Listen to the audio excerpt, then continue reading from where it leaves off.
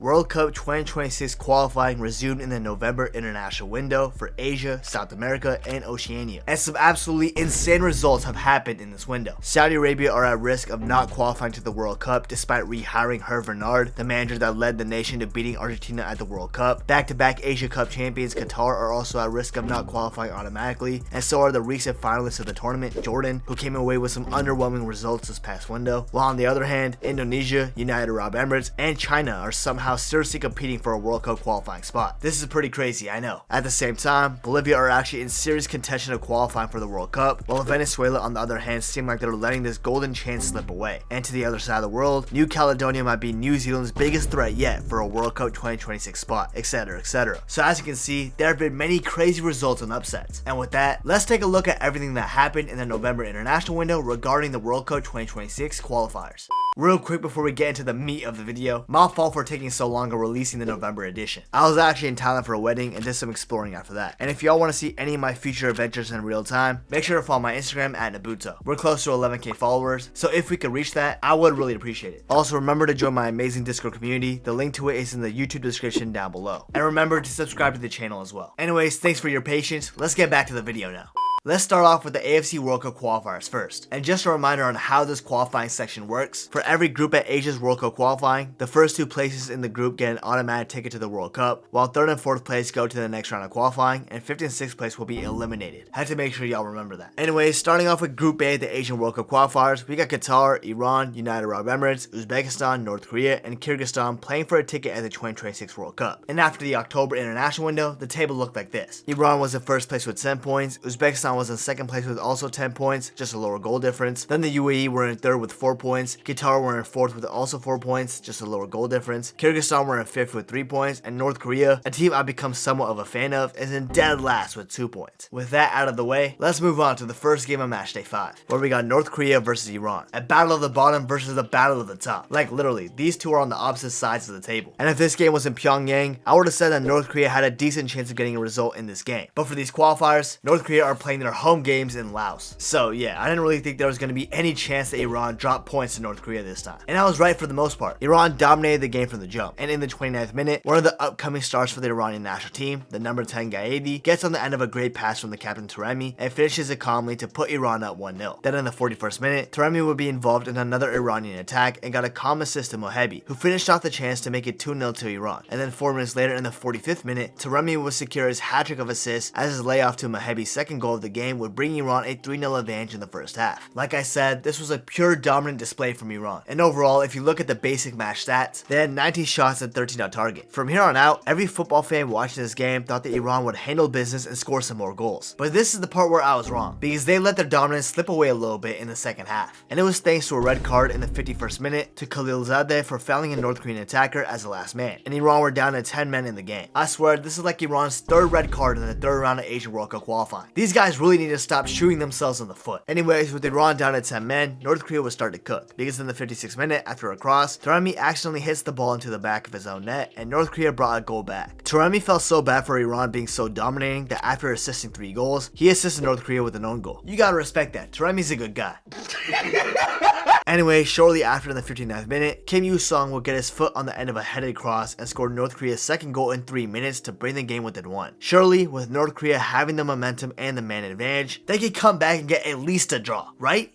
Yeah, Iran somehow held on and secured a 3-2 win away from home. Being a North Korea fan these days is just tough, man. These guys genuinely might be the best worst team in Asia, if you know what I mean. Moving on to the next game on Matchday 5 in Group A, we had Qatar versus Uzbekistan. Now this game had a ton on the line, with Qatar desperately needing a result if they want to stay alive in the World Cup qualifying dreams, while Uzbekistan at the same time wanted to get at least a result away from home to keep their automatic qualifying spot safe. So both national teams wanted to get the win. However, it was going to be difficult for Qatar to get one over Uzbekistan, because the last time these guys lost was all the way back in September 2023, where they lost to the United States 3-0. So the Uzbeks haven't lost in around a year's time, but Qatar finally showed why they were the Asian champions in this game. From the first minute of the match, the Middle Eastern nation were dominating the game, and in the 25th minute, this domination paid off, with Akram Afif finding Almoz Ali free and unmarked, in which he slaughtered the ball in to give Qatar a 1-0 lead. Akram Afif and Almoz Ali is one hell of a deadly duo. In fact, these two might be the only above average players for Qatar right now. Respectfully, of course. Anyways, Almoz Ali would find another goal right before halftime in the 41st minute, and of course the assist was from Afif too. Who else? Qatar were slicing up Uzbekistan's defense so much that I thought this second half would go 4-0 or 5-0 to Qatar. But Uzbekistan somehow clawed their way back into the game. And in the 75th minute, one of Uzbekistan's rising young superstars, Faizulayev, the 21-year-old winger from CSKA Moscow, and the shortest man on the pitch standing at 5'6", gets a header in front of the goal and scores to bring the game back within one. How the hell did a short king get his head on the ball to score, bro? Qatar's defense is booty cheeks, but that wouldn't be the end of it, because in the 80th minute, the shortest man on the pitch, Faizulayev, once again headed the ball into the back of the net to bring Uzbekistan back level against Qatar. Not only did Qatar let the short king score once with his head, they let him score twice. Bro, how? Are you serious right now, bro? But luckily for Qatar, nobody's gonna remember this embarrassing defending. And thanks to the left back Lucas Mendez, who scored in the 90+ 12th minute, even though there were only 6 minutes at a time, to snatch the 3 points in this game for Qatar to win 3-2. Now I know what y'all are thinking. How do we go 6 minutes over the additional time? And my response to that is, I have no idea! Over to the next game on Matchday 5 in Group A, we got the United Arab Emirates versus Kyrgyzstan. Now if there's one thing you gotta know about the Kyrgyz is that they're only really effective at home. When they're away from home, they're like a fish out of water, just completely useless. And well, that showed in this game. Early on in the 50th minute, Kyrgyzstan's defense makes a mistake in the back, and Harib Abdallah Suhail Al-Mazmi pounces on it and scores the goal to put UAE in the lead. Then in the 35th minute, Brazilian-born Marcus Maloney was scored an absolute rocket from way downtown to double the advantage for the Emirates. Gay golazo, by the way. And despite Kyrgyzstan getting some opportunities in the second half, Harib Abdallah Suhail, more commonly known as just Suhail these days, scores an absolute golazo as well with his left foot to clinch a 3-0 win for the UAE. Man, Suhail is cooking. He's easily been one of the best players in Asian World Cup qualifying so far. Teams in Europe have to start taking notice of this guy, and somebody has to take a chance on him. And no, for the Kyrgyz, yeah, they had no chance to begin with, let's be honest. I'm sorry, little one. Anyways, let's now head over to Matchday 6 in Group A, where we'll start with North Korea versus Uzbekistan and Laos. Since obviously Pyongyang isn't hosting any games. If they did, you might not be able to watch the games, if you know what I mean. You think it's so fucking funny, huh? Anyways, with Uzbekistan just coming off their first loss in a year, it seemed like if there was any chance for North Korea to get a win on the board to save their World Cup 2026 qualifying hopes, the chance would be now. But Faizulayev and co had other plans, because throughout the entire first half, Uzbekistan will pile on the pressure and just keep getting chances after chance. Eventually, these chances will finally pay off in the 44th minute, with Faizulayev hitting the ball from outside the box, and thanks to a wicked deflection, it went into the back of the net to put Uzbekistan up 1-0 away from home. With his goal, Faizulayev has 3 goals in the last 2 games for his country in World Cup qualifying. I'm telling y'all, man, this kid is a star. I can't wait to see him blossom even more. Anyways, proceeding on to the second half, North Korea was slowly getting more into the game. Of course they did. They're the definition of a second half team. And thanks to a handball in the box from an Uzbek defender, North Korea would get the chance to equalize from the spot, and Uzbekistan would go down at 10 men. But North Korea did what they do best, and that's missing penalties. This was North Korea's 3rd missed penalty just in the 3rd round of World Cup qualifying. They missed one against Uzbekistan in the first game away from home, then against the UAE, and now against Uzbekistan yet again. Yeah, let's just say we're never gonna see that penalty taker ever again. Also, this means that North Korea missed out on a potential 5 points due to missed penalties. If they secured those points, they would have been comfortably fighting for a top 4 spot in the group, but instead, they're now last. But I digress. Despite going down at 10 men, Uzbekistan held on to the lead and won the match 1-0 away from home, getting their automatic qualifying hopes back on track. And North Korea Nation, yeah, we're not making the World Cup, let's be honest. And I said we. I've gotten permission to become an honorary North Korea citizen during this World Cup qualifiers. Nah, I'm just kidding. President Trump, please don't execute me, bro. I'm just trolling.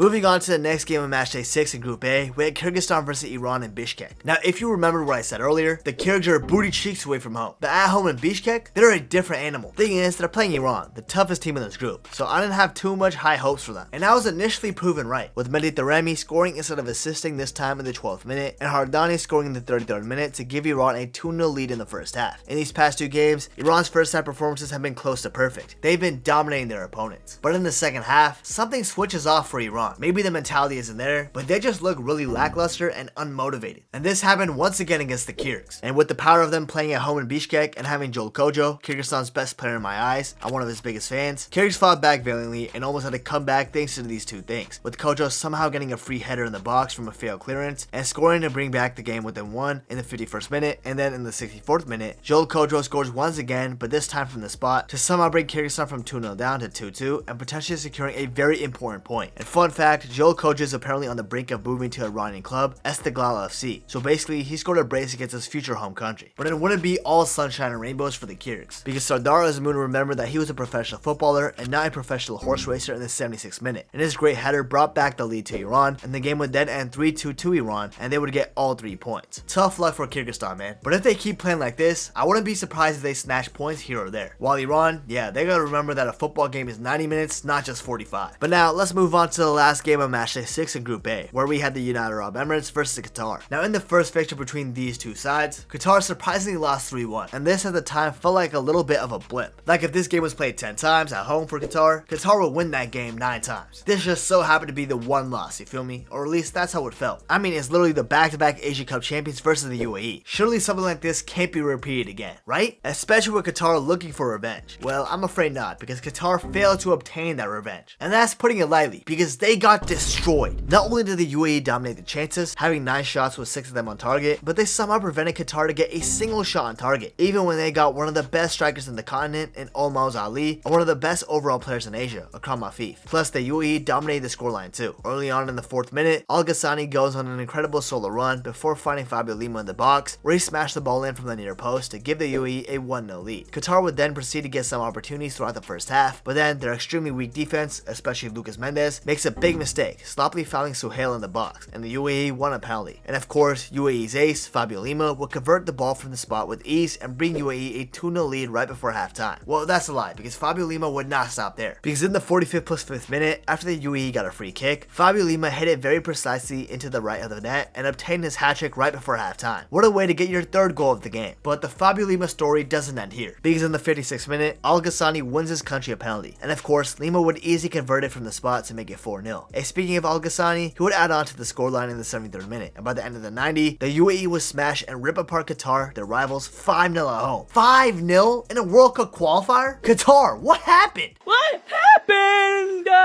These guys went from winning 2 Asia Cups in a row to conceding 17 goals in just 6 games in the 3rd round of World Cup qualifying. They look like an absolute mess, and it's mainly due to their defense. There's only so much Akram Afif can do to carry this sorry ass team. I'm sorry. Give this man some help, and I mean give him like a competent defense or something, or else they're not qualifying. I mean seriously, once you'll see the table, you'll understand how big of a risk Qatar are and not qualifying to the World Cup. And speaking of all that, Group A in the November window has finally wrapped up, so let's take a look at the table. In first place in the group, we got Iran, who are still undefeated and have 16 points. They're definitely qualifying automatically, I can confidently say that. Then in second, we still got Uzbekistan, who have 13 points and just got their first loss in the 3rd round. Then in the 3rd round, we surprisingly have the UAE, who have 10 points. Well done to them. Then in 4th, we got the Asia Cup champions Qatar with 7 points. Sure, they might make it to the 4th round of qualifying, but they look so bad that they might fail to qualify in that round, just saying. Then in 5th, we got Kyrgyzstan with 3 points still. And then in 6th, we got my adopted team North Korea with 2 points. North Korea fans, if there are any of you out there, probably not unless you're like me, the World Cup dream might actually be over. Yeah. I ain't gonna lie, I'm getting cooked.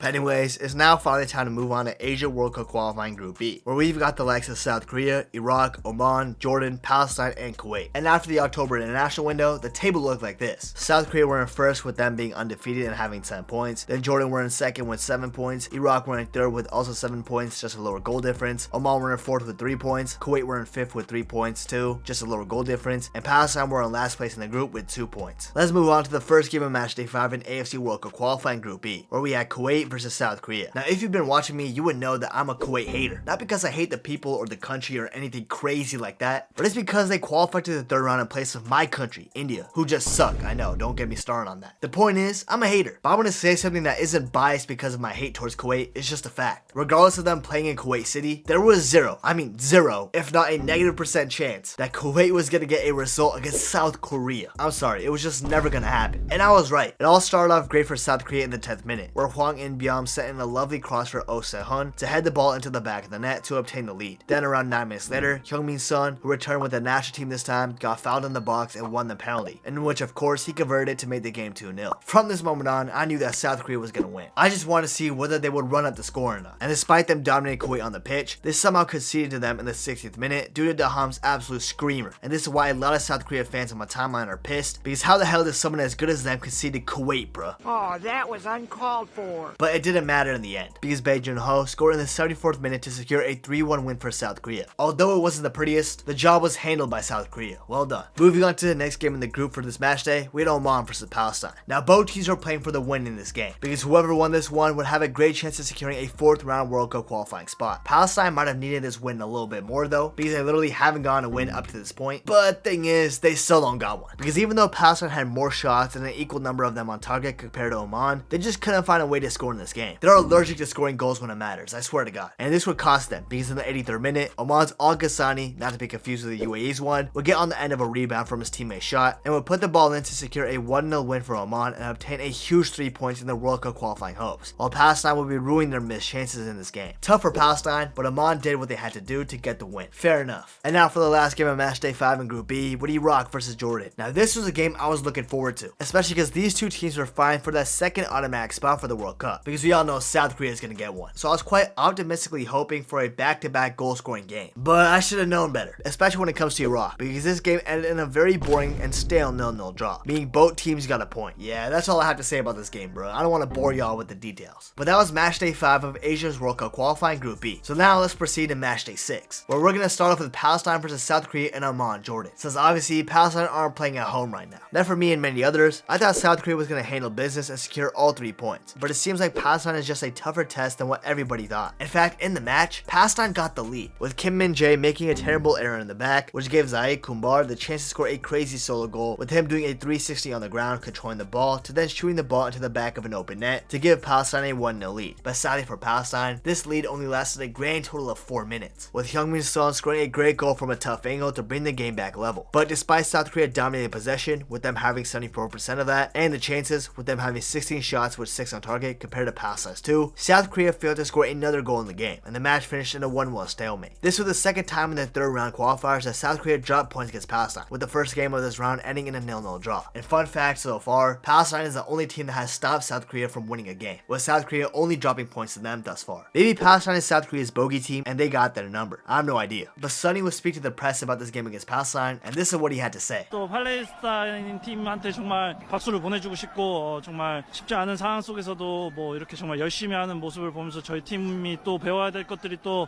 Heung-min Son already had my respect, but now it's even greater. But now with that out of the way, let's move on to Oman versus Iraq in Muscat. Now Iraq are hands down a better team than Oman, but away from home in Oman, who knew what was going to happen in this match? There was one thing I knew for sure though, and that's if a team was to win this game, it would only be by 1 goal, because Iraq rarely concedes more than a single goal in a match, and they only know how to score 1 goal in a match. He's right, you know.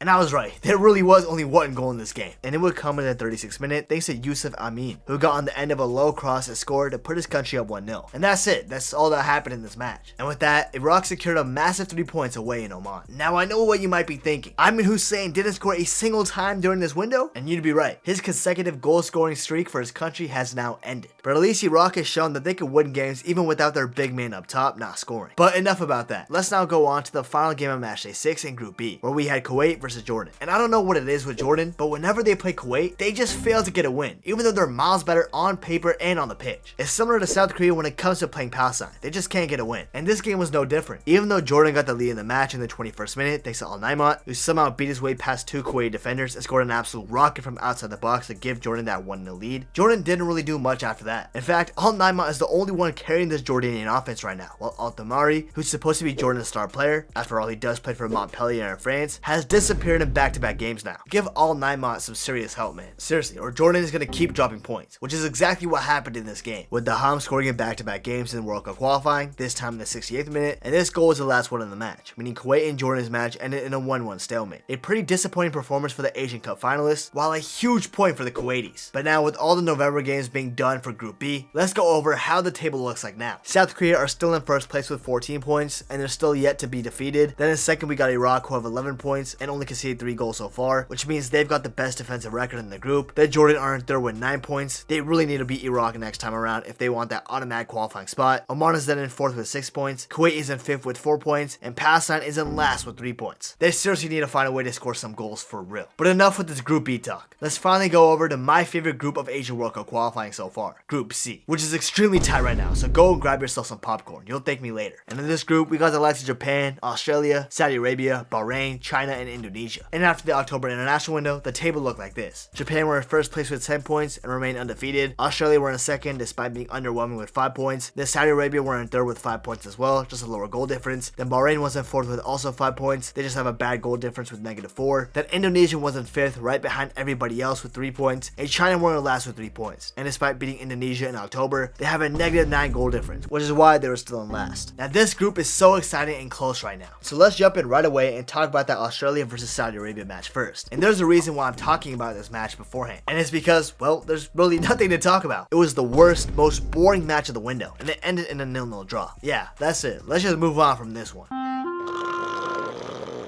Moving on to the next game, let's talk about Bahrain versus China. Now Bahrain so far have been overachieving in my opinion. They went away to Australia and won, and they're in a 4th round World Cup qualifying spot. While China on the other hand, sure, they beat Indonesia, but they lost to a weak Saudi Arabia side 2-1 despite having the lead, and got destroyed by Japan 7-0 earlier on. So surely this game should have been Bahrain's, and it should have been routine for them to get these 3 points, especially with Wu Lei missing the games for China with him getting a knee injury, and also with Bahrain dominating the match, having 74% possession. But even though Bahrain were creating chances for themselves in both the first half and even the second half, they only managed to get 1 single shot on target, which isn't good, especially if you're playing against China, man. With all due respect, of course. What did I do?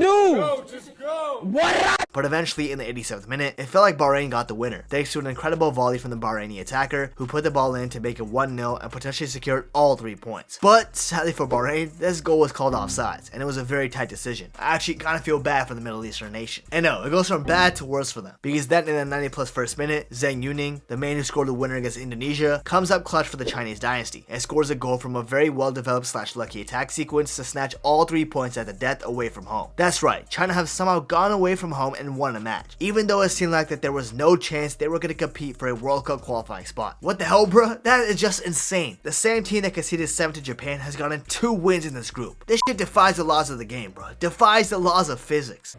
Built a little differently, I guess. And speaking of China and Japan, they actually played next, but we'll soon get to that. Before that though, we do have to talk about the last game of Matchday 5 in Group C, where we got Indonesia versus Japan in Indonesia's capital, Jakarta. And listen, I know Indonesia are like the underdogs of the story. After all, they're like the only pot 4 team that has made it this far in qualifying. But when you come across Japan, I'm sorry, but Indonesia never stood a chance. And I think they kind of realized this themselves too, because they just sat back and let Japan dominate the entire game, which is why Japan had most of the possession with 67% and the more chances, with them having 12 shots and 7 on target. Not only that, Japan was showed their domination in the scoreline too. Despite Indonesia getting an early chance to get a rare 1-0 lead against Japan, Zion Suzuki saved it. And from here on, it went downhill for the Indonesians. In the 35th minute, after a great play from Daichi Kamada, his cross in the middle was later put in as an own goal from Hubner. Then 5 minutes later in the 40th minute, Minamino made it 2-0 after having a late run in the box and smashing it into the back of the net. Early on in the second half now, in the 49th minute, Brito would pounce on a terrible goal kick from Martin Baez and would score a goal into a basically open net to make it 3-0. And then finally in the 69th minute, Southampton's Sugawara had a free run into the box with nobody closing him down, and he smashed the ball into the net to make it 4-0, securing a huge 3 points for the Japanese. Yeah, it wasn't pretty for Indonesia. Although to be fair, nobody was expecting them to get a result. Well, except maybe for their fans. They sometimes believe in their team too much. But still, a 4-0 defeat at home, that is still pretty disheartening to see. But enough of Matchday 5, man. Let's now move on to Matchday 6 in Group C, where we're going to start off with the China versus Japan game. But before we talk about the match, look at this poster that was made before the game, bro. It's Goku taking on Wukong. You know, with Goku being the representation for Japan and Wukong being the representation for China. This genuinely might be the hardest pre-match poster I've ever seen in my life. The designers went crazy on this one. Anyways, this game was a rematch of that 7-0 thrashing that Japan gave China on the first match day. And Chinese fans were just hoping that there was not going to be a repeat of that. No.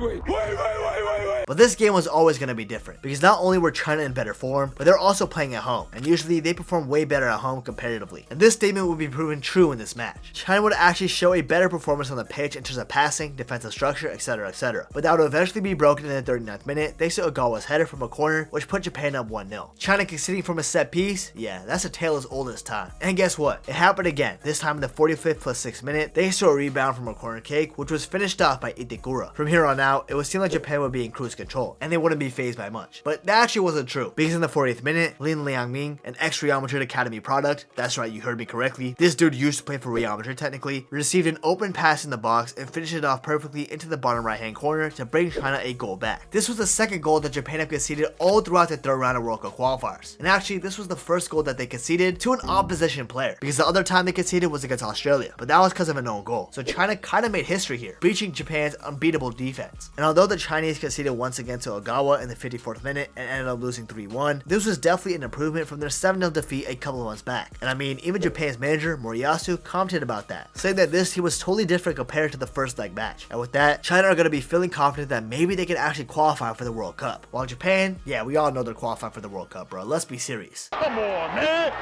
That's too easy. Let's now move on to one of the best matches in this window, Indonesia versus Saudi Arabia in Jakarta. Now both teams were desperate to get a result here, with Indonesia coming off that quote-unquote robbery against Bahrain that would have sealed their biggest win in history, while Saudi Arabia just fired Roberto Mancini and hired back Hervé Renard, which means that they're desperate to make the World Cup. So this game was ready for the taking by both of these two sides, and one of these nations took it, and it wasn't the one who defeated Argentina a couple years back. From the very first minute, Indonesia was making their presence known, and Marcelino almost scored, but the shot just hit the post. Then in the 8th minute, Rafael Stroik almost scored too, and his 1-on-1 chance just went wide of the post. But as you can see, Indonesia was piling on the pressure because they were desperate to win this game, because this might have been their best chance to reignite their World Cup qualifying dreams. And eventually, Indonesia would finally find their breakthrough, and it wouldn't come from one of their many dual nationals, but actually from a player that has come through the Indonesian football pipeline, Marcelino. You see in the 32nd minute, Orat Monggoan finds Marcelino open in the box, and after doing a fake pump that sent the Saudi Arabian defenders back home to the Middle East, Marcelino shot the ball top bins and got the lead for his home country. This sent the Indonesian fans wild, and I can't blame them. If I was Indonesian and my country just got the lead against one of Asia's giants, I'd be hyped too. Then in the 57th minute, the unimaginable happened, and after a solo run from the Indonesian attacker, the ball found Marcelino, who somehow squiggled his way with the ball past Saudi's defense and finished it in beautifully with a chip to obtain a 2-0 lead for Indonesia against Saudi Arabia. And despite Saudi getting some chances later on in the second half, I mean, they literally had a total of 23 shots in the game and 77% possession, and also a red card to Indonesian defender Justin Hobner, Indonesia held on to this 2-0 lead, and this secured probably the greatest win in their football history, an initial Pot 4 ranked nation defeating the giant Saudi Arabia, the same team that beat the World Cup champions 2-1 at the World Cup. Nah, that is crazy.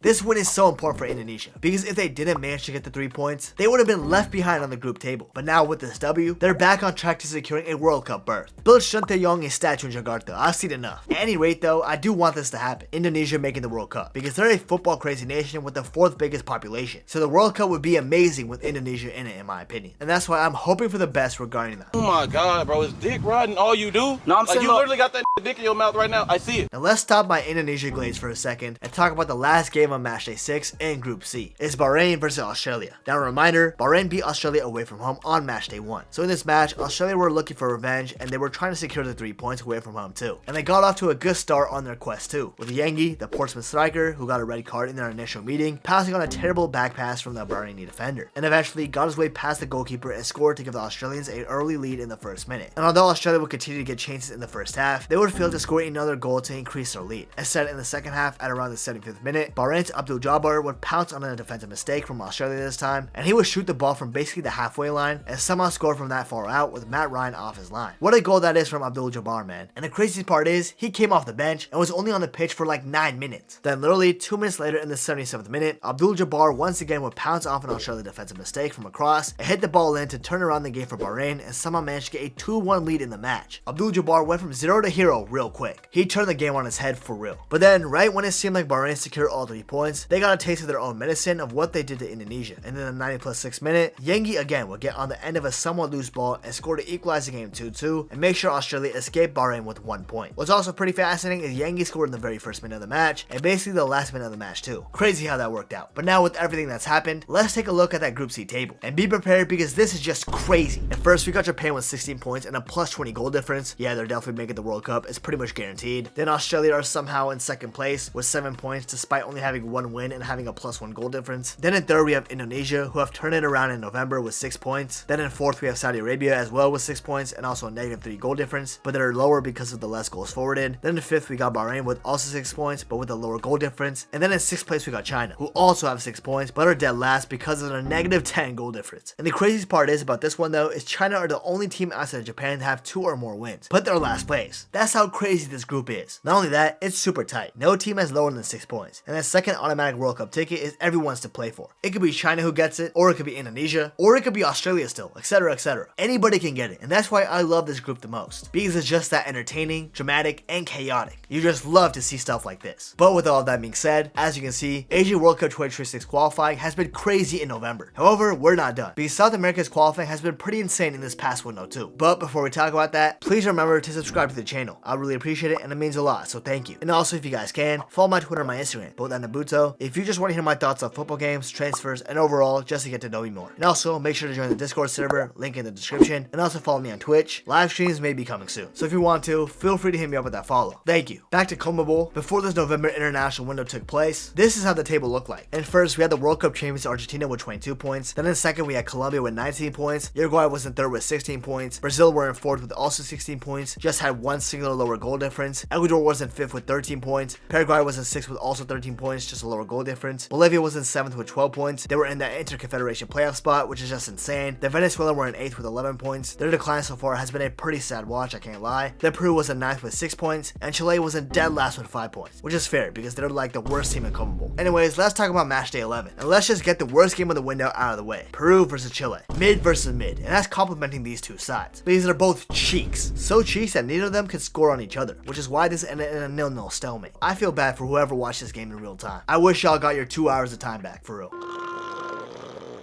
Anyways, with that out of the way, let's talk about Venezuela versus Brazil next. Now, although I briefly mentioned that Venezuela are on somewhat of a decline right now, playing against them away is still a pretty difficult task, and Brazil understood that perfectly. In fact, despite being the more dominant side with the chances, and also getting the lead in the first half, thanks to a wonderful free kick by Rafinha in the 43rd minute, who by the way is wearing the number 10 with Neymar still being out, and also with Rodrigo also being out due to injury. What a great way to stamp your authority and show that maybe the number 10 does belong to you. Well, until Neymar comes back. My idolo definitely is going to want the number 10 shirt back, for real. But even with Brazil being more dominant, Venezuela still found a way to come back in the 46th minute thanks to Segovia, who scored a screamer from outside the box to send the fans into a frenzy and equalize the game. And that was the game. It ended in a 1-1 draw, and both teams shared a point. Disappointing for Brazil that they didn't win despite not being in the best form, but playing away in Venezuela is pretty difficult, so it's kind of understandable. Let's now move on to the next game on Matchday 11. It's Ecuador versus Bolivia. Now this game was played in Ecuador, but not just a normal stadium in their usual ground in Quito. No.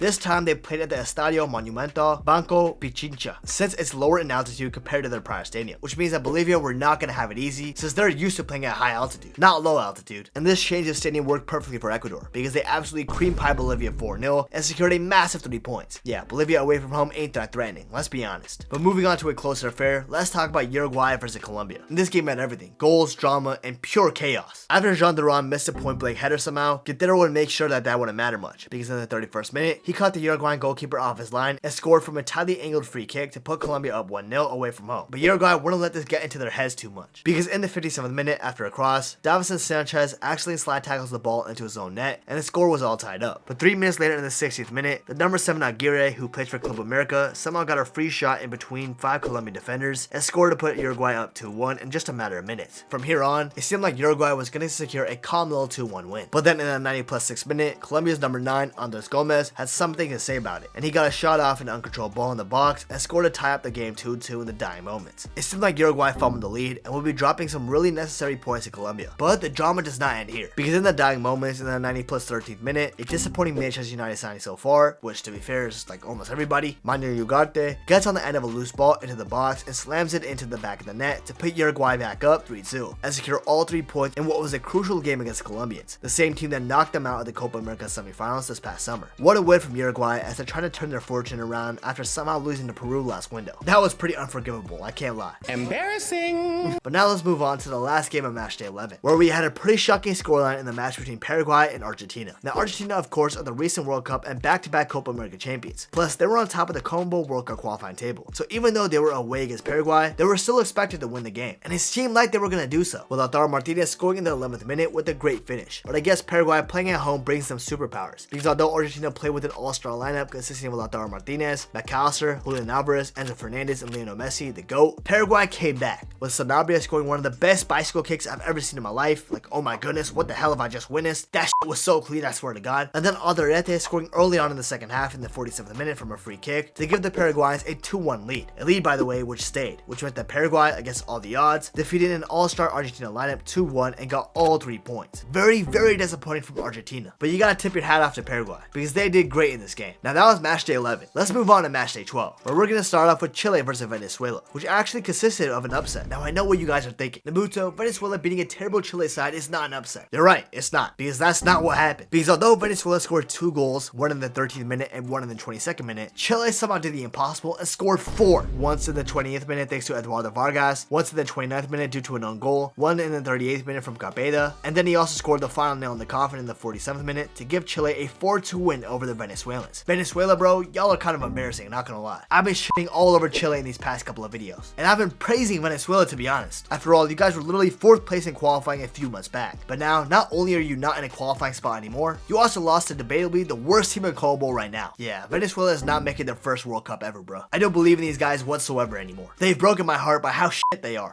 Breaking my heart. Anyways, that's enough of that game. Let's go over to Colombia versus Ecuador. And not gonna lie, there isn't too much to talk about here, because the only goal that happened was in the 7th minute from Ender Valencia. But with that being said, that means Ecuador beat Colombia 1-0 away from home. Colombia, y'all were literally the hottest team in the world a few months back. But now in a span of a couple months, you guys lose to Bolivia away from home, Uruguay away from home, and now Ecuador at home? What is going on, y'all? These guys were undefeated for like 2.5 years. Now they've lost 3 games in 3 months. Colombia, wake up, bro. I'm trying to see y'all back at the World Cup. Not for the football though, I'll admit, but more so the female fans. If you're a single Colombian lady, man, hit me up on Instagram and Nabuto. My DMs are wide open. Now let's go over to Argentina versus Peru, where, well, Peru are pretty shit too, if I'm keeping it real with y'all. So of course Argentina were gonna win, especially at home, which they did 1-0 thanks to a Lautaro Martinez goal. But how Argentina didn't run out the score against Peru, I got no idea. Maybe Argentina should be slightly put on fraud watch. Nah, who am I kidding, bro? It's Argentina. They'll be alright. But now we move to Brazil versus Uruguay. In this game, something unexpected happened. Brazil seemed to be the better side. I know, I maybe should have seen this coming since they were playing at home, but Brazil have been so underwhelming recently that I lost pretty much all hope with them. But the stats don't lie. Brazil had 18 shots to Uruguay's 8, and 3 of those were on target. They had 62% possession also, with a pass accuracy of 90%, with 530 passes played. But even with Brazil having the overwhelming favor of these basic stats, they still somehow couldn't get the dub. In fact, they went down first in the game early on in the second half in the 55th minute due to Federico Valverde scoring a goal. Sure though, they got one back in the 62nd minute thanks to Flamengo's Jerson, but still, if Brazil won this game, that would have done a lot for their confidence. But a 1-1 draw isn't the end of the world, I suppose. And then there's the final game of Matchday 12 in CONMEBOL World Cup qualifying. Bolivia versus Paraguay at, of course, El Alto, which means that Bolivia had the altitude advantage. And recently, Bolivia have been killing their opponents when they're at home. Like I mentioned earlier, they beat Colombia like last month 1-0, and they beat Venezuela a month before that 4-0 at home. So with Bolivia winning their home games being a recent trend, I thought the same would happen against Paraguay, even though those guys are coming off the high of beating Argentina. And it seemed like Bolivia was going to get this dub too, with them getting a great start in the 15th minute thanks to Erwin Moreno, who scored from a great assist that was given to him. Then, for almost the entire match, Bolivia held on to this lead, and it seemed likely that they were going to get the 3 points. But one of Paraguay's best players, Miguel Almiron, stepped up big time in the 71st minute and received a pass from Enciso before boring the ball into the bottom right hand corner to level up the score. But then more drama would ensue in the 75th minute, when a Bolivian attacker gets fouled in the box and a penalty was awarded to Bolivia to regain the advantage, which they did thanks to the one and only Miguel Terceros, who buried the pen to give his country a 2-1 lead. Right after that, a player on each Bolivia and Paraguay's bench got sent off for something that happened. To be quite honest, I'm not really sure what happened though, but it must have been something bad to get sent off. And then in the 91st minute, the most talented player on Paraguay in my opinion, Julio Enciso, comes up huge for his nation, with him dribbling by not one, but two Bolivian defenders before absolutely slamming the ball into the back of the net from outside the box to secure a 2-2 draw and escape El Alto with a point. A huge point for Paraguay. While for Bolivia, this might feel like 2 points dropped. Anyways, with both Matchday 11 and 12 being completed for the November international window, let's peep how the table is looking like now. And first, we have Argentina, who has 25 points, as expected. They're literally the world and South American champions. Then in second out is Uruguay with 20 points, and after defeating Colombia, they took their place. Then in third is a surprising one, is Ecuador with 19 points. Then in fourth, we got Colombia, who dropped 2 places and has 19 points as well, just a lower goal difference. In fifth, we got Brazil with 18 points. Paraguay is right after that in sixth with 17 points. They had a great November window. And then in seventh, we got Bolivia, who still have that inter-confederation playoff spot with 13 points. Venezuela is in 8th with 12 points. Yeah, I can't see them making the World Cup, I can't lie. Chile is in 9th now with 9 points. They stink, but they somehow got a win in this window. And Peru is now dead last with 10 points. How Peru beat Uruguay last month and still moved down to dead last is crazy to me, but we move. But now that's enough about the South American qualifying. Let's now move on to the exciting and underrated Oceania World Cup qualifying, aka the OFC region. But before we talk about that, I just wanted to remind you guys once again to subscribe to the channel. I really appreciate it and it means a lot, so thank you. And also, if you guys can, follow my Twitter and my Instagram, both on Nabuto. If you just want to hear my thoughts on football games, transfers, and overall just to get to know me more. And also, make sure to join the Discord server, link in the description. So yeah, follow me on my socials and join the Discord community. I would appreciate that. Thank you. Back to topic. Talking about Oceania's World Cup qualifying is pretty important, because with the World Cup being expanded to 48 teams, the OFC region will have one guaranteed spot at the World Cup. So one of these guys is going to make the World Cup in the US. Hence why we have to cover the region. Will it probably be New Zealand? Yeah, maybe. But there are some very interesting national teams in this region that will give the Kiwis a run for their money. So you never know. We'll be there. Do you care though? We will be there. We will be there. Anyways, let me remind y'all on how the Oceania World Cup qualifying is formatted. There was a first round, in which the 4 worst national teams in the region played in a knockout tournament format, in which Samoa won, which got them in the round 2 spot. Where in the second round of OFC qualifying, there's 2 groups of 4, and the top 2 teams of each group will advance to the third round. So nobody will automatically qualify for the World Cup just from the second round, just to make that clear. Then in the third round, the 4 teams that advanced from the previous round would play in a 3-match knockout round in March 2025, and the winner of this would automatically qualify for the 2026 World Cup, while the runner-up, aka the finalists, would make it to the Inter-Confederation playoff. So now with the structure out of the way, let's talk about the second round. So each team is going to play 3 games. 2 are in November, which we're going to talk about, and 1 happened in October. So for October in Group A, New Caledonia beat Papua New Guinea 3-1, and Solomon Islands lost to Fiji 1-0, which meant that New Caledonia was on top of the group on goal difference, Fiji was in second, Solomon Islands was in third, and Papua New Guinea was in fourth. While in Group B, New Zealand beat Tahiti 3-0, and Vanuatu beat Samoa 4-1, meaning Vanuatu was on top of the group due to goals forwarded. Then New Zealand surprisingly was in second, Samoa was in third, and Tahiti were in fourth.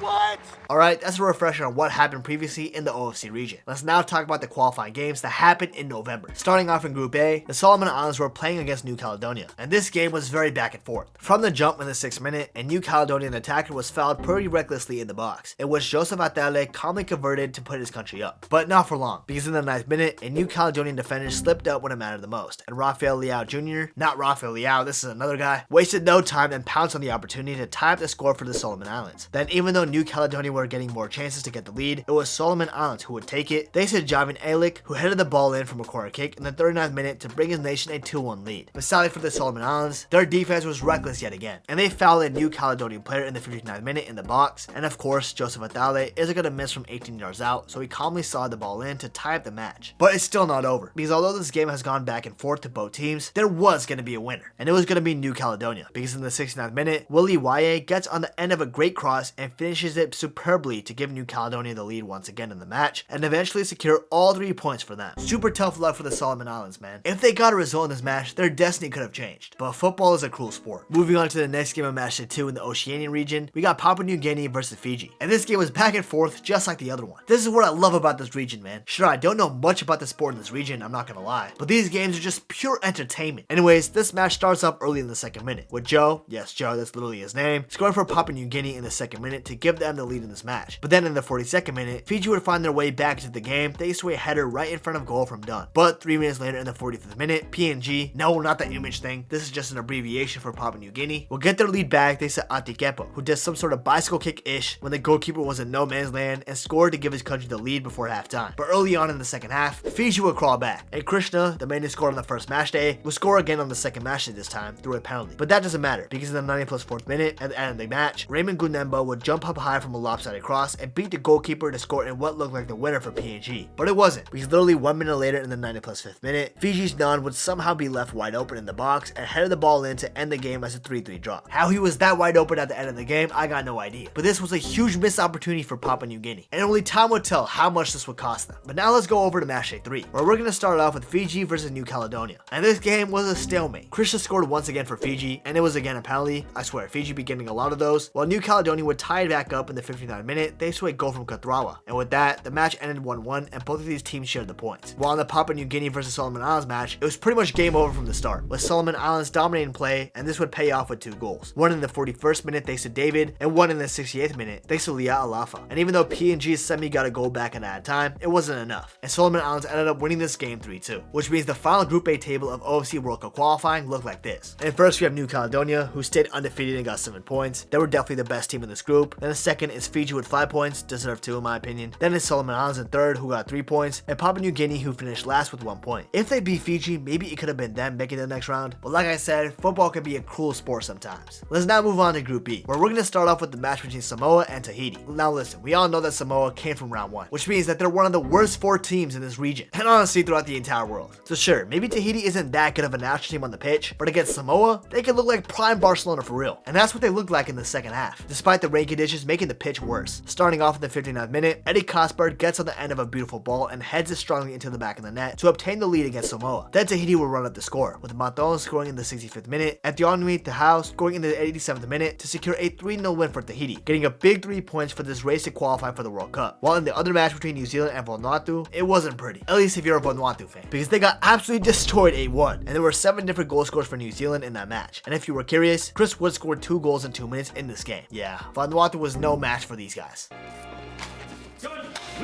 Then moving on to Matchday 3 of Group B, we're going to start off with Tahiti versus Vanuatu. Now I personally would say that Tahiti are the better team between these two sides, but it's pretty close. Well, definitely closer compared to New Zealand and Vanuatu, that's for sure. But with Tahiti getting some positive momentum after beating Samoa, and Vanuatu coming off a heavy loss, mentality was definitely at play here, and Tahiti had the stronger one of course. So with that being said, Tahiti won this game 2-0 thanks to goals from Spokey Jack and Vanuatu player. It was an own goal, but what a name by the way, in the 8th minute, and Maton scoring from the spot in the 67th minute to secure 3 points. A huge 3 points against their biggest rivals in the group. While in the other game between Samoa and New Zealand, yeah, the less we speak about it the better, because New Zealand destroyed these guys 8-0 at, I swear, like 50% power. They easily could have won 10-0 or something if they really tried to run up the score, which I believe they didn't try to do, just to save Samoa from embarrassment. The Kiwis might be some good guys, man. So now with the Group B games over and done with, let's take a look at the final standings. We have New Zealand in first, of course, with 9 points, winning every single game and having a plus 18 goal difference. Then there's Tahiti in second with 6 points. Vanuatu sadly misses out on a qualifying spot, with them finishing in third with 3 points, and Samoa finished in dead last with 0 points and a negative 14 goal difference. But they're just glad they even made it this far, to be honest. But yeah, with the second round now being completed in the OFC, let's preview the third round really quickly. It's the same structure as the first round, with it being a knockout stage tournament, and whoever wins this will make the World Cup, while the finalists will go to the Inter-Confederation playoff. Now for the semi-final matchups, we got New Caledonia versus Tahiti. I'm excited for this matchup since this seems quite even, while in the other semi-final we have New Zealand versus Fiji. Yeah, Fiji, sorry, y'all are screwed. Now I think we all know who's probably going to make it to the World Cup. It's probably New Zealand, but just imagine somehow New Caledonia pulls off the upset and makes the World Cup instead. That would be hype. But anyways, that's everything that happened in the November international window regarding World Cup qualifiers for 2026. It's been pretty insane, right? I wasn't lying. But yeah, I hope this helped cover you guys on what's going on in World Cup qualifying right now. And this was one long video, so I hope you guys got something out of this. But anyways, if you did enjoy this video, please remember to subscribe. I would really appreciate it. Also follow my Twitter, Instagram, Twitch, and join the Discord community. The links to all of that are in the YouTube description down below. And last but not least, if you want to learn more about the rise of one of the best strikers in the world right now, Victor Gyökeres, you definitely want to check out this video right here. You won't regret it.